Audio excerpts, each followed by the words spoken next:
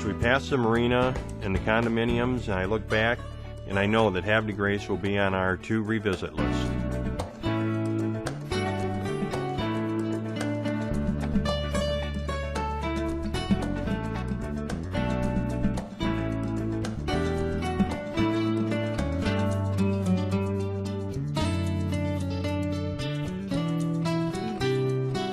Again with the ETA calculator. Now this is a short run. It's only about 19 miles, nautical miles, and we're traveling 19 knots.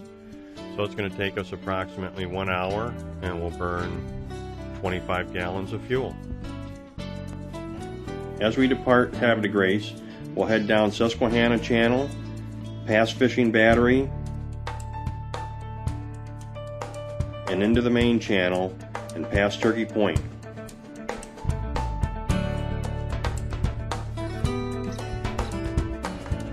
Hey Cher, here's Turkey Point Lighthouse. Did you find anything on the internet about that one? Oh, yes I did. Turkey Point Light is located in the Elk Neck State Park and was built in 1833. Only the lighthouse and the oil house remain. The keeper's house was torn down by the Coast Guard. This lighthouse was the home of the last woman lighthouse keeper, Fanny Salter.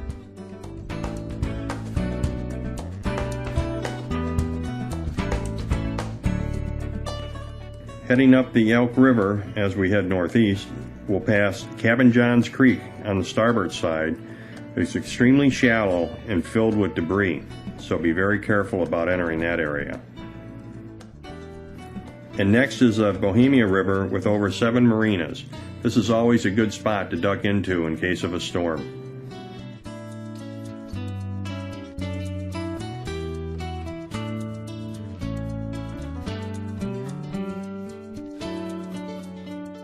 As you travel north on the Elk, you'll notice numerous vacation communities with moorings.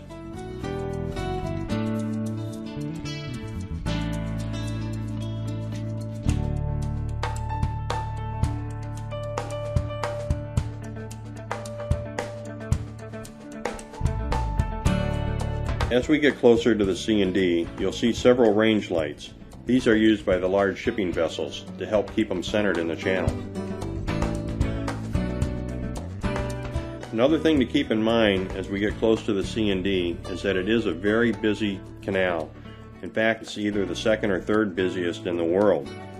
So keep focused on your task at hand. It's also a good idea to switch your radio to channel 13, as that's what the ships use to monitor.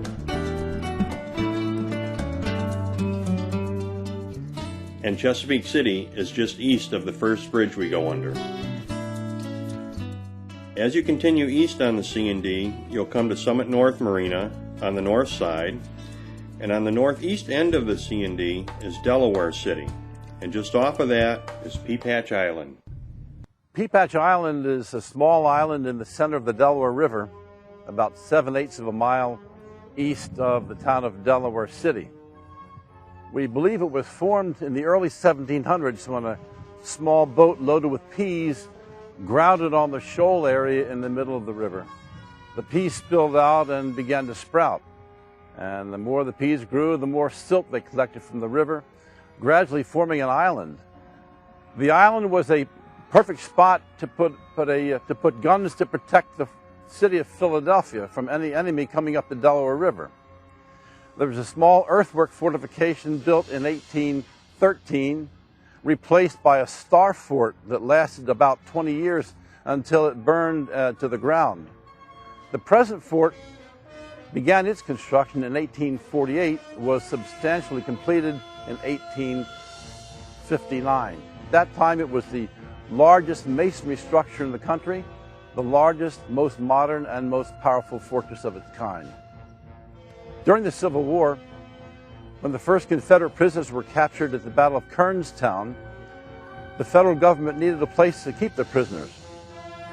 The only federal land close by was Fort Delaware, and so they were shipped here to this small island and kept in temporary tents in the parade ground.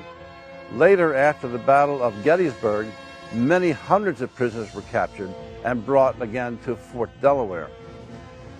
This overloaded the island considerably, and to that extent, they had to build a number of wooden temporary barracks outside the fort. At its peak, the fort held 12,500 Confederate prisoners of war. They were kept outside the fort, while the barracks building inside the fort housed political prisoners and high-ranking officers. Among the political prisoners was a Reverend Handy, a Presbyterian minister, who was sent to Fort Delaware for making some negative remarks about the North.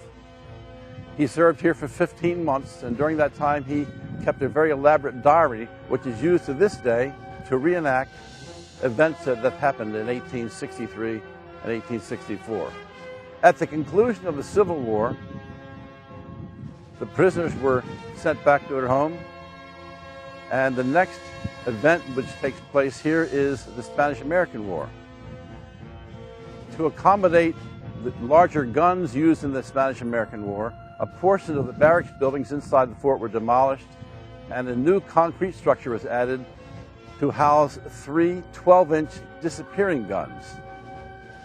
At the end of the Spanish-American War, no guns having been fired in anger at any time, the fort again was abandoned until World War I. At the outbreak of World War II, all the guns on the island were sold for scrap. At the conclusion of the Second World War, the island was deemed surplus, war surplus, and was ceded back to the state of Delaware.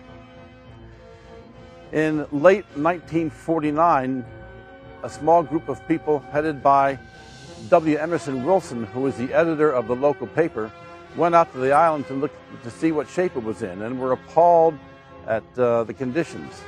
And in January 1950, Mr. Wilson and 14 other gentlemen organized what was and has become the Fort Delaware Society, with the sole purpose of protecting the island and the fort, with promoting it, preserving it, and interpreting activities on the island.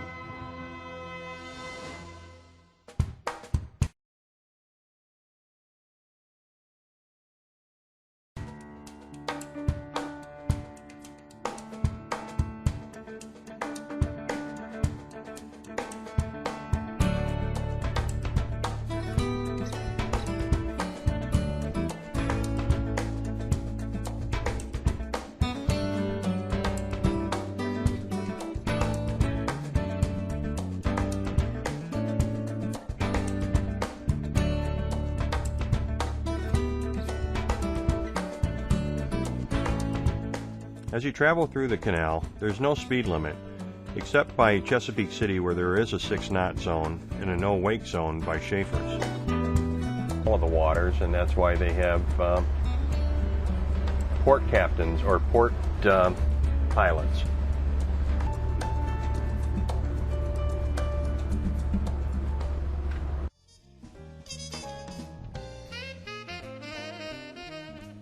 As we prepare to dock at Chesapeake Inn, Sherry has deployed the fenders and is on the bow and ready to dock.